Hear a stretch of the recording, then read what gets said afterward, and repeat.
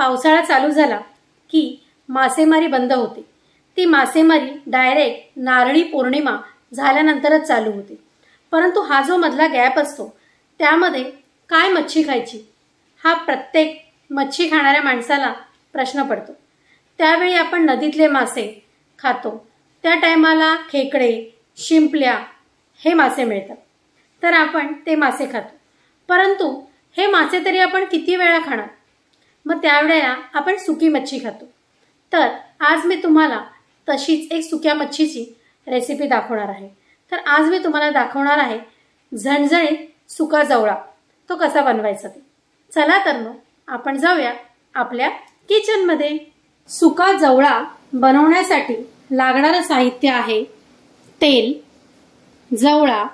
इथे मी 1 वाटी सुका जवळा घेतलेला आहे, 1 वाटी कांदा, मी इथे 2 मोठे कांदे घेतलेले आहेत, ओलं खोबरं, इथे मी अर्धा वाटी ओलं खोबरं घेतलेलं आहे, लाल तिखट, हळद, मालवणी मसाला, लसूण, इथे मी 7 ते 8 लसणाच्या पाकळ्या ठेचून घेतलेल्या आहेत, कोकम, मीठ, कढीपत्ता, हिरव्या मिरच्या, इथे मी 3 हिरव्या मिरच्या बारीक करून घेतलेल्या आहे आणि इथे मी घेतलेली आहे कोथिंबीर।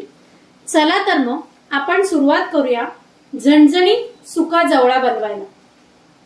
तर सर्वप्रथम मी इथे पॅन गरम करायला ठेवलेला आहे। पॅन गरम झालेला आहे। जो मी 1 वाटी सुका जवळा घेतलेला आहे तो आधी मी भाजून घेणार आहे। मंद आचेवरती हा जवळा मी भाजून घेते।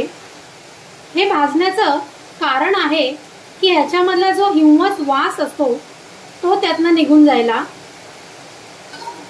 हा आपण एक 2-3 सेकंदासाठी हा व्यवस्थित आपण भाजून घेणार आहोत।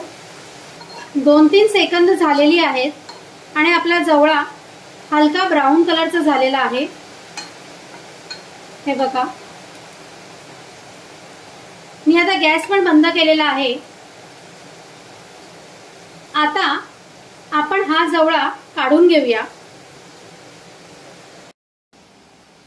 तर हा जवळा मी एका बोल मध्ये काढून घेते।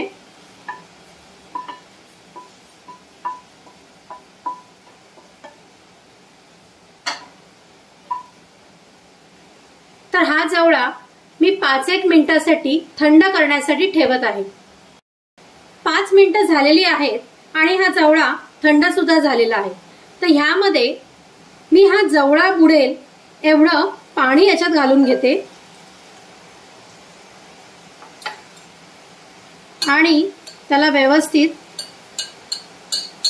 असं सोक करायला ठेवून देते।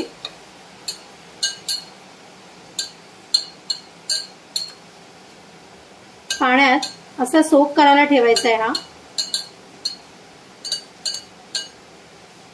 आणि हा असा सोक करून झाला की थोड्या वेळाने ह्याच्यातलं पाणी काढून घ्यायचं आहे आणि तो व्यवस्थित पिळून घ्यायचा आहे।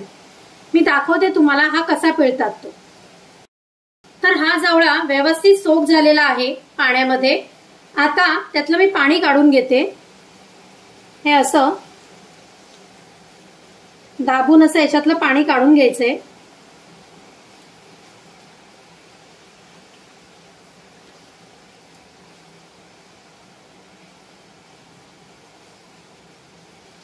हे अशा पद्धतीत हे याच्यातलं आपण पाणी काढलेलं आहे। तर हे जे उर्वरित आहे त्याचं सुद्धा मी पाणी काढून घेते। तर झणझणीत सुका जवळ्याचं बेसिक जे आहे ते आपलं आता झालेलं आहे। तर आपण आता ऍक्च्युअल रेसिपीकडे वळूया। प्रथमतः पॅन मी इथे गरम करायला ठेवलेला आहे आणि त्यामध्ये मी घालणार आहे तेल। इथे मी 2 मोठे चमचे तेल घेतलेला आहे। तेल गरम झालंय का बघूया। तेल इथे आपलं गरम झालेलं आहे। सर्वप्रथम यामध्ये मी घालणार आहे ठेचलेला लसूण, हिरवी मिरची, कढीपत्त्याची पानं आणि कांदा। तर हे सर्व आपण व्यवस्थित परतवून घेऊया। कांदा आपला लालसर झाला पाहिजे। ही रेसिपी बनवताना आपल्याला कांद्याची जी क्वांटिटी आहे ना ती थोडी जास्त लागते। कांदा आणि लसूण या दोन्हीची क्वांटिटी या रेसिपीमध्ये आपल्याला जास्त लागते। तर हा कांदा आपण व्यवस्थित परतून घेऊया। तुम्ही इथे बघू शकता आपला कांदा व्यवस्थित शिजलेला आहे। आता आपण याच्यात घालणार आहोत मसाले। सर्वप्रथम आपण घालणार आहोत अर्धा चमचा हळद, अर्धा चमचा लाल तिखट, कारण आपण ऑलरेडी याच्यात हिरव्या मिरच्या घातलेल्या आहेत, एक मोठा चमचा मालवणी मसाला। हे सगळं व्यवस्थित परतवून घेऊया।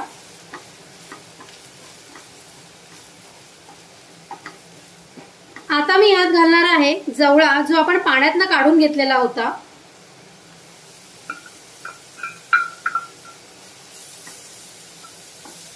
हे सर्व व्यवस्थित मिक्स करूया। आता मी यात घालणार आहे कोकम। तुम्ही इथे टोमॅटो सुद्धा घालू शकता। जर तुम्हाला टोमॅटो आणि कोकम दोन्ही घालायचं असेल तर दोन्ही घालू शकता। आता मी याच्यात खोबरं घातलेलं आहे आणि मी आता ह्याच्यामध्ये पाणी सुद्धा घालते थोडंसं। हे सगळं आपण मिक्स करून घेऊया। सगळं मिक्स झालेलं आहे। आता मी याच्यात घालते मीठ। इथे मी घालणार आहे अर्धा चमचा मीठ। मीठ इथे जरा कमीच घालायचं आहे, कारण जवळा हा थोडासा खारटच असतो। आता मी ह्याच्यात अजून थोडंसं पाणी घालते आणि याच्यावरती लीड ठेवून एक 4 ते 5 मिनिटांसाठी शिजायला ठेवते। आता मी ही लीड काढते आणि आपण बघूया की आपला जवळा किती शिजला आहे। हा पूर्ण ड्राय झालेला आहे आणि आपला जवळा सुद्धा शिजलेला आहे। तर हा तयार झालेला आहे आपला झणझणीत सुका जवळा। चला तर मग आता हा जवळा आपण सर्व करायला घेऊया।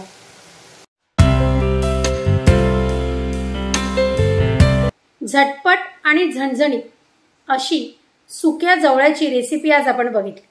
मला माहिती आहे तुम्हाला ही रेसिपी नक्की आवडली असेल, आणि आवडली असेल तर मला कमेंट करून नक्की कळवा की किती जणांना सुका जवळा आवडतो ते।